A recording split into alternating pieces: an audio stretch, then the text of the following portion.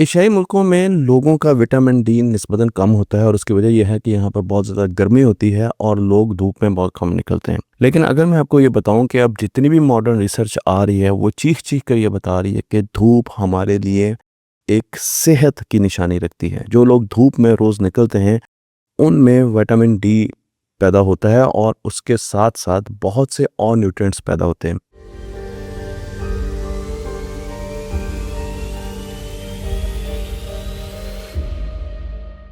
British journal of psychiatry और उसके अलावा भी बहुत से ऐसे रिसर्च सेंटर्स हैं जो बार बार ये कह रहे हैं कि हमें डेली धूप में बैठना चाहिए। कम से कम 10 से 15 मिनट हर इंसान को धूप में, चाहे वो सुबह की धूप हो या शाम की। दोपहर की बात नहीं करें क्योंकि उसमें अल्ट्रावायलेट बहुत ज़्यादा होती है।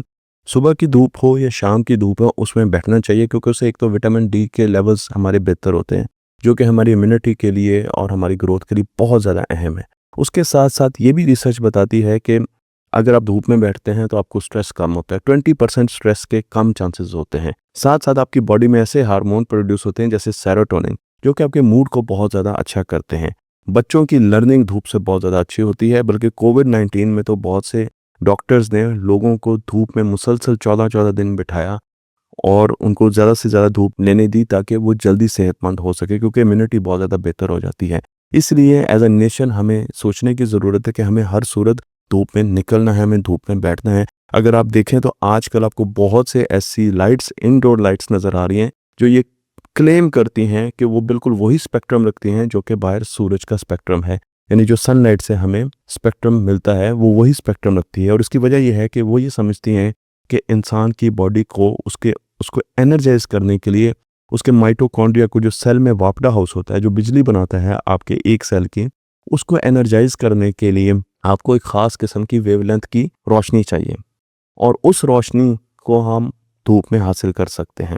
तो धूप का स्पेक्ट्रम बहुत ज़्यादा होता है, विजिबल लाइट का स्पेक्ट्रम बहुत ज़्यादा होता है और उसके साथ साथ हमें और ना नज़र आने वाली रोशनी की किरणें भी उसमें मिलती हैं। इसलिए अब ऐसी टेक्नोलॉजी बनाई जा रही है जो केवल मैं भी दराज पर भी सर्च कर रहा था तो मुझे बहुत सी मिल रही थी, पाकिस्तान में भी अवेलेबल है, जो ये क्लेम करते हैं कि हम इनडोर आपको सनलाइट थेरेपी देंगे। हम इस रोशनी में बैठेंगे तो आपको वही बॉडी को फील होगा जो धूप में बैठकर फील करती है, उसके वही न्यूट्रिएंट्स बनना शुरू हो जाएंगे।